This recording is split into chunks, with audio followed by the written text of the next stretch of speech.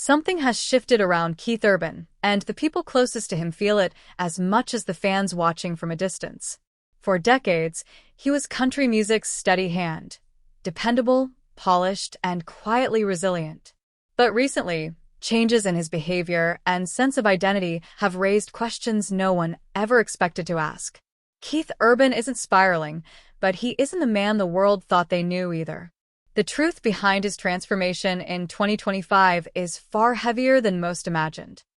A rise built on ambition and old wounds. Keith's journey didn't begin with the headlines of 2025.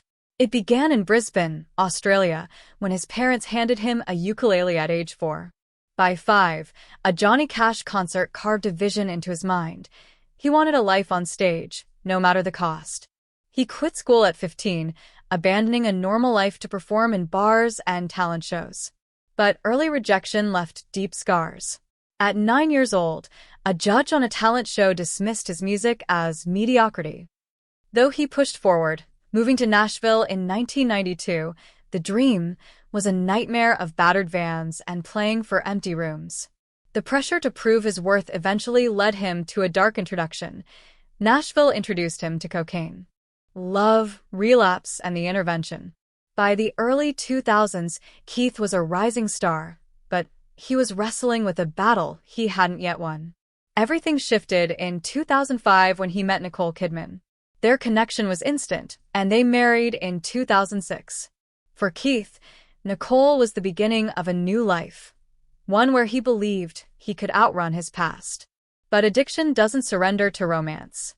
4 months into their marriage, Keith relapsed. Nicole didn't deliver an ultimatum. She delivered love with urgency. She staged an intervention that forced Keith to choose between his demons and his future.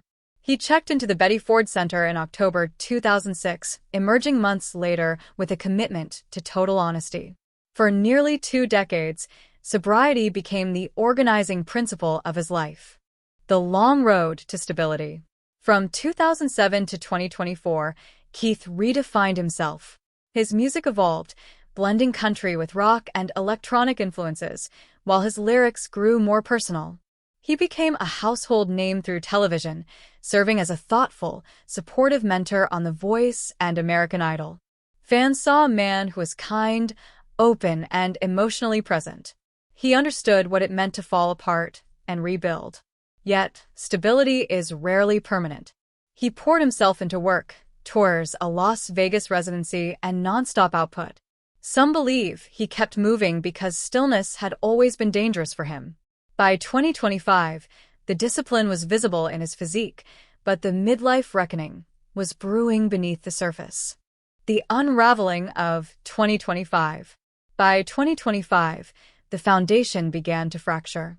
It wasn't fueled by a relapse into substances, but by a profound internal transformation and exhaustion. Number 1 is the firing of the band. In January 2025, Keith abruptly fired multiple longtime band members, including his bandleader of 25 years, Jerry Flowers. The dismissals came without warning or the warm professionalism Keith was known for. He later described it as dismantling the band to rebuild, following an inner voice that demanded change. Number 2 is the shocking divorce. After 19 years, the marriage that had once saved Keith fractured. In September 2025, it was revealed that Keith and Nicole had separated. Reports described the split as one-sided. Nicole wanted to save the marriage, but Keith wanted out. The partnership that looked unshakable ended in silence and distance, leaving fans in total shock. Number 3 is the altered lyrics.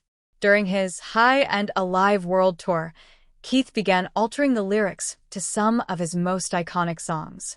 In The Fighter, a song famously written as a vow to Nicole, he swapped "Baby, I'll Be the Fighter" for a reference to his guitarist, Maggie Baugh. He also updated the lyrics of "You'll Think of Me" to include pointed, darker language. When fans questioned the shifts, Keith told concertgoers to stop reading into it, but the edge beneath his persona was undeniable. The cost of being watched. Keith's unraveling didn't happen in a vacuum. Being one of the most watched couples in the royal time of Hollywood took a heavy toll. He had spent decades protecting his private world, once pleading for basic human respect after paparazzo knocked Nicole to the ground. But by 2025, the emotional tightness became unsustainable. The firing of his band and the end of his marriage weren't just managerial adjustments. They were symptoms of someone searching for a control he felt he had lost. He had become the picture of resilience, but even resilience has limits. Keith Urban's journey is still unfolding. He has survived addiction and the brutal pressures of fame, but he is now navigating a transformation that is shifting the very ground beneath his feet. Keith Urban's story is a powerful reminder that the road to healing is never a straight line. What do you think was the true catalyst for Keith's 2025 transformation? Was it a search for a new identity, or simply the weight of 20 years of expectations? Let us know your thoughts in the comments below. If you want to stay updated on more deep dives into the royal time of Hollywood, make sure to like this video, subscribe to our channel, and hit that bell notification